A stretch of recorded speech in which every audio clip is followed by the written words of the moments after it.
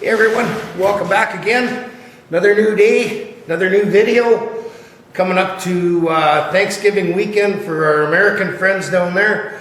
Hope you guys have a great Thanksgiving. Don't eat too much turkey and drink too much alcohol. So mind you, you got to keep your cardboard up so that you can make patterns and stuff. So we're just carrying on here with rust repair. I'll show you what's happening. So I mentioned there at the end of the last video there was a spot in the driver's side fender here. There was a bunch of fiberglass and stuff on here and I didn't know why, but right at the bottom there was a small inch long rust through. For some reason they just covered it with fiberglass cloth and some Bondo. So I cut that out, put it in. It was fairly easy to do, nothing major. And then for a break from working on the other quarter here, I decided to tackle the rumble seat lid. Didn't think it was that bad until I got it all apart. And yeah, it's pretty beat. Lots of rust and crap. So what I did was I got everything cleaned out. This bottom edge was all beat to crap. I had to straighten it out. And then I cleaned everything off, rust converted, and I put primer on it. So what I did, again, just a piece of 18 gauge, I broke it at 90, used the shrinker to put the curve in it. I did run it through the English wheel with the rubber band very lightly just to put a little bit of a crown in it. And I've got it sitting here. I'm using my panel clamps. These are homemade, just out of electrical conduit holder and some 1/4 inch steel rod. I'm going to put a couple more in just to keep everything flat. And one of the issues I'm having is it's trying to tip down in the center here. Let me just grab a straight edge. Hopefully you'll be able to see this. Not so much there. But here you can see it's down a little bit in the center. So I'm just trying to figure out a way to pull this up as I tack weld it, because it's just naturally going to want to sink in when I weld it as it shrinks. So it's going to be kind of a bitch to do, but I'm thinking I'm going to use a block and a bar. And I'm just going to put a little bit of light pressure up on it while I'm tack welding, and then I can remove the clamps, and hopefully it's not going to drop too much. I'm going to have to really take my time welding this. And then once I have this welded up and plug welded, I'm going to make a piece that'll wrap around the outer edge here and weld it in. There's no way I could do this and get a good fit in one piece, so that's why I've done that. Okay. So I'm going to get this set up, put a couple more clamps in, and start welding here. One other thing, when you're welding like this, don't weld at the end and then come to the center, because you'll end up with too much material. I always start tacking in the center and work out both ways. That way it's going to push any excess material out to the edges. Okay guys, I came up with a rather unorthodox way of getting this to stay up as opposed to dropping. Just using my engine lift here and just clamped into my panel clamp here, and I'm just putting a little bit of up pressure on it, and it's taking the drop out of it pretty good. So I'm kind of liking how that's working. Okay, so we got this piece all welded in, ground down. Now I did run into a problem here. I was a little worried about it. I did mention that I wanted to start with this a little bit high because I knew it was going to suck down. This side over here ended up really good, the passenger side. But this side had a bunch of damage. There was a crease in it here that I had worked out prior to getting started. I had it pretty decent, but what happened is as soon as I started welding, this dropped down on me. I'll just show you here. You can see there's a pretty big gap underneath that piece, and I don't like it. I mean, it needs to be a little bit low for the filler, but what I've done, there's no access from the backside on this. I'll just lift it up because it's all structured. So I drilled a hole here on the end. I took a piece of 1-inch sucker rod and I beveled the ends of it so that I don't have any sharp edges, and I'm just putting it inside and I'm planishing with my slapper as I try and as I pull it out, and just working this little piece up just a little bit at a time. So I'm just going to keep whacking away at that, and hopefully this is going to come out pretty decent. Okay everyone, found some more issues here. This whole corner on the inside structure was all bent down, and I think that was causing some fitment issues on the lid itself.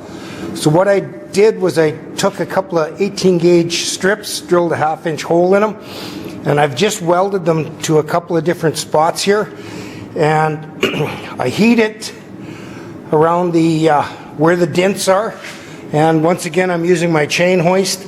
I just put some pressure on it, and then I heat this all up where it's low, and then I just give this a tap. It pushes it down and pulls the dent out really nice here. So I've got 2 more spots to go, maybe 3. There's another one over here that I might have to get as well. Okay guys, it's not perfect, but it's a whole lot better than it was, and I have no access to the inside, so I'm going to have to call that good. At least it's not completely caved in anymore.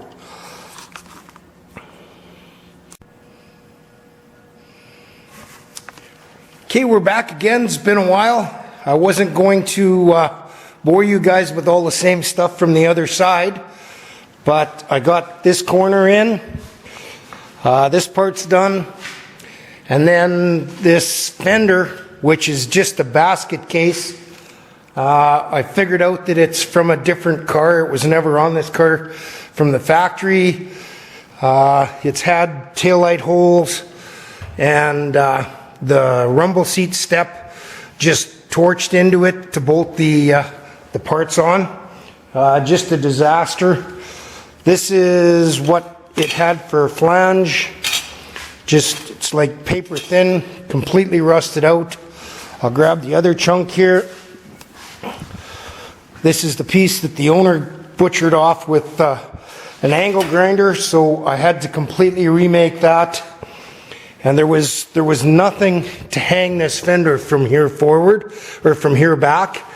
So I got the front bolted on there, and then I built this flange that's bolted to the body, and then I left it about 1.25 inches wide up here, and then got it to the exact shape of the fender, and then cut and butt it just like Tony over there at Fitzy's Fab.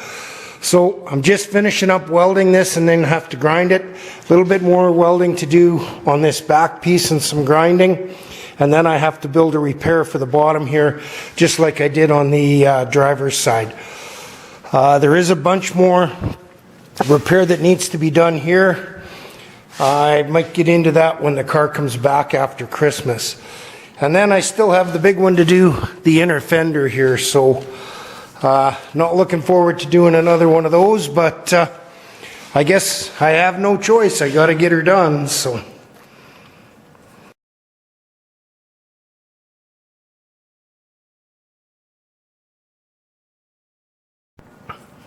Okay everyone, we're back again. Finally working on the last piece on this go around.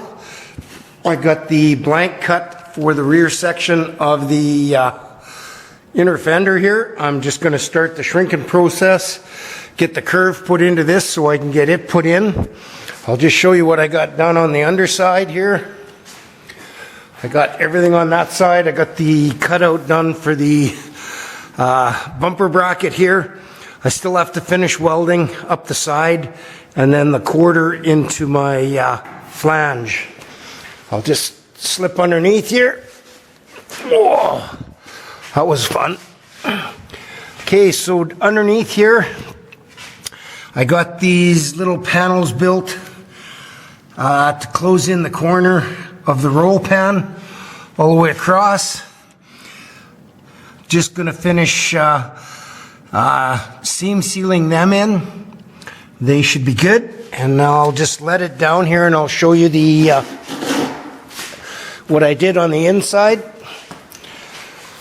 So let me turn you off here for a sec while I let the hoist down. Okay, and on the inside, hopefully you can see this. I built this filler strip, broke it on the bead roller with the tipping die just to close in the back edge. It will get seam sealed to the turtle deck on the back there. So like I say, I'm going to carry on. I'm going to get this piece of inner fender done, and then I can finish up the welding on this side. I've got to finish welding that rocker panel across the top, and then I've got one spot of rust to fix on the body subframe. The X-frame just underneath the brake pedal there's a rust spot in it. So I'm going to call that good for this video. I know it's not a very long one, but I figure I better put something up here. I haven't posted anything for a while, and I didn't, a lot of this stuff I didn't film because I've already done it on the other side, and I didn't think I wanted to bore you with watching it all over again. So I'll carry on with this. Hopefully this is going to be going home middle of next week before Christmas here. He's going to get it mounted on the new frame and everything undercoated on the underside, and then bring it back with the front clip, the hood and everything, and I can finish up all of that stuff on it. In the meantime, I'm going to see if I can get a little bit of work done on the 59. Possibly. We'll have to see how it goes over Christmas here. So anyhow, guys, thanks for tuning in. Thanks for subscribing. We'll catch you on the next one. Oh yeah, and if we don't see you before Christmas, have a Merry Christmas and a Happy New Year to everyone.